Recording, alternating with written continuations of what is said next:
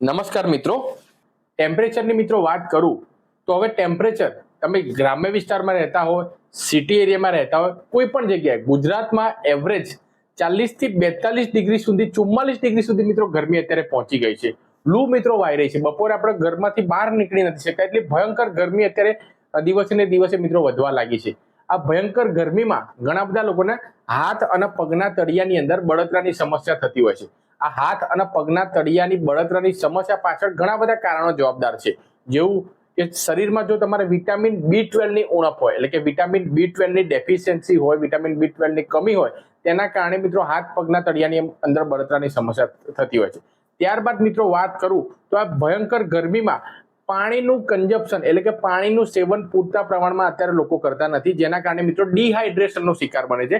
પૂરતા પ્રમાણમાં મિત્રો પાણી પીતા નથી, જેના કારણે મિત્રો શરીરમાં પાણીની ઉણપ સર્જાય, તેના કારણે પણ મિત્રો હાથ અને પગના તળિયાની અંદર બળતરાની સમસ્યા થતી હોય છે. અને ત્રીજું અને મુખ્ય કારણ જવાબદાર એ છે કે જેમ જેમ દિવસે ને દિવસે ગરમી વધે તો તેમ તેમ શરીરમાં પિત્તનું પ્રમાણ મિત્રો વધતું જાય, અને શરીરમાં પિત્તનું પ્રમાણ વધે એટલે કે અંદરનું ટેમ્પરેચર, શરીરની ઇન્ટરનલ હીટ જો વધી જાય, તેના કારણે પણ મિત્રો આ હાથ અને પગના તળિયાની અંદર બળતરાની સમસ્યા એ પણ ખાસ કરીને આ ગરમીની અંદર, ઉનાળાની અંદર મિત્રો થતી હોય છે.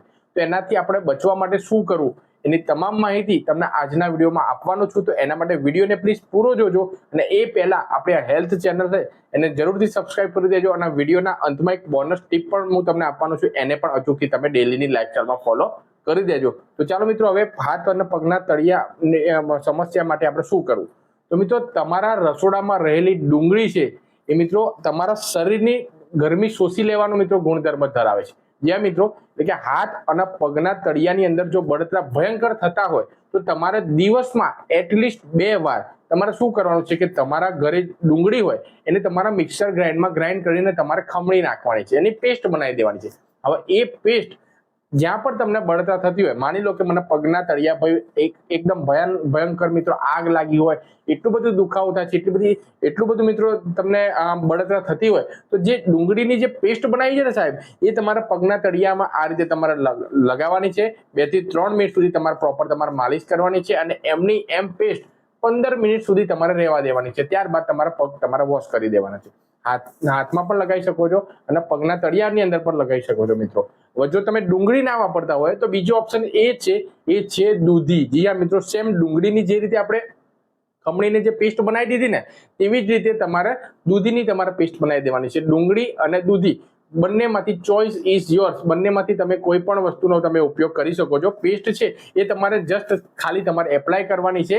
આ બંને વસ્તુ તમારા શરીરમાં જે પણ વધારાની ગરમી હોય એ શોષી લેવાનો મિત્રો ગુણધર્મ ધરાવે છે. એટલે કે જ્યારે પણ તમને ઉનાળામાં ભયંકર બળતરા થાય તો મિત્રો રાત્રે સૂતા પહેલા, કારણ કે ઘણા લોકોને રાત્રે આ બળતરા વધારે થતી હોય, તો રાત્રે સૂતા પહેલા તમારે આટલું કરી નાખવાનું છે. અને દિવસમાં જો સમય તમારા જોડે હોય તો તમારે 2 વાર કરવાનું છે. આ બંને વસ્તુ તમારે કરવાનું છે. આ સાથે સાથે મિત્રો ગરમીની અંદર શરીરમાં પિત્તનું પ્રમાણ પણ વધી જાય, તેને પણ તમારે બેલેન્સ કરવું પડે. તો એના માટે એક બેસ્ટ ઉપાય તમને, એકદમ બેસ્ટ અને એકદમ સિમ્પલ ઉપાય તમને બતાવું છું કે જ્યારે પણ સાહેબ તમારો જમવાનો જે શેડ્યુલ હોય, તમે બપોરે જમી લો, રાત્રે જમી લો, ત્યારબાદ 1 ચમચી વરિયાળીનું તમારે સેવન કરવાનું છે. અને એમાં પણ જો કોઈ પણ કરિયાણાવાળાની તમે દુકાને જશો તો લખનવી વરિયાળી છે, જે તમારા શરીરમાં મિત્રો ઠંડક પ્રદાન કરે છે. તો મિત્રો લખનવી વરિયાળી તમારે લઈ આવવાની છે, અને જ્યારે પણ તમે જમી લો ત્યારબાદ તમારા મોઢામાં મૂકીને બરોબર રીતે તમારે ચાવીને એક રસ ના થાય ત્યાં સુધી તમારે ચાવવાની છે, અને ધીમે એનો રસ તમારે ઉતારવાનો છે. બસ આટલું કરવાનું છે. આનાથી તમારા શરીરમાં પિત્તનું પ્રમાણ શાંત થઈ જશે, એટલે કે ઇન્ટરનલ હીટ જો વધી ગઈ હશે એમાં પણ એ પણ શાંત થઈ જશે. સાથે સાથે મેં તમને ઉપાય કીધો કે જે પેસ્ટ છે એ તમારે લગાવવાની છે. આ બંને વસ્તુનું કોમ્બિનેશન તમે કરશો, અને સાથે સાથે તમારે લેબોરેટરીમાં જઈને તમારે રિપોર્ટ કરાવી આવવાનો છે. વિટામિન B12 ની જો ઉણપ હોય તો વિટામિન B12 યુક્ત આહારનું તમારા ડાયટમાં તમારે સામેલ કરી દેવાનું છે. આ સાથે સાથે મિત્રો વિડીયોના અંતમાં એક બોનસ ટીપ જરૂરથી તમારા સાથે શેર કરવા માંગીશ. એ છે કે તમારા બોડીને તમારે હાઇડ્રેટેડ રાખવાનું છે, કે પૂરતા પ્રમાણમાં તમારે પાણી પીવાનું છે. પાણી તો પીવાનું જ છે, સાથે સાથે તમારે પેટ ભરીને તમારે ખાઈ નથી લેવાનું. ઉનાળામાં તમારે 50 થી 60% જેટલું ભોજન તમારે કરવાનું, 40% જેટલું તમારે પેટ ખાલી રાખવાનું. હવે 40%માં તમારે જ્યારે પણ તમને ભૂખ લાગે ત્યારે બને એટલું તીખું તળેલું ફાસ્ટ ફૂડ નહીં ખાવાનું.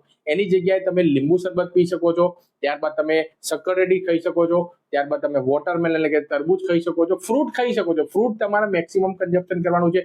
છાશ પી શકો છો, શેરડીનો રસ પી શકો છો અને પૂરતા પ્રમાણમાં પાણી પીવાનું છે. એટલે લિક્વિડનું કન્ઝમ્પશન તમારે બને ને એટલું દિવસમાં તમારે રાખવાનું છે.